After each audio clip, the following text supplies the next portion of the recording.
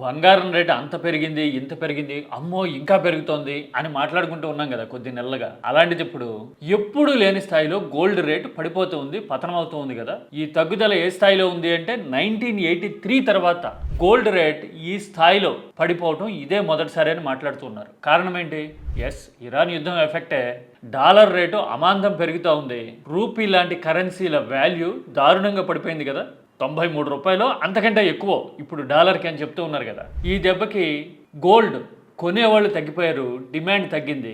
అందుకోసమని వరల్డ్ మార్కెట్లో gold rate పడిపోతూ ఉంది. ఇరాన్ కాన్ఫ్లిక్ట్ ఇంకొన్ని రోజులు కంటిన్యూ అవ్వడం ఖాయంగా కనపడుతున్న టైంలో గోల్డ్ రేట్ కూడా మరికొన్ని రోజులు తగ్గి రికార్డు లోయెస్ట్ ప్రైస్కి వచ్చేస్తుందా అనే ఎక్స్పెక్టేషన్స్ అయితే ఉన్నాయి. దానికి తోడు యుఎస్ ఫెడరల్ రిజర్వ్ వడ్డీ రేట్లు ఇవన్నీ కూడా యాడ్ అవుతూ ఉన్నాయి, సిచ్యువేషన్ని మౌంట్ చేస్తూ ఉన్నాయి. గోల్డ్ రేట్ ఈ స్థాయిలో తగ్గుతుందని మీరు ఎక్స్పెక్ట్ చేశారా ఈ మధ్యన?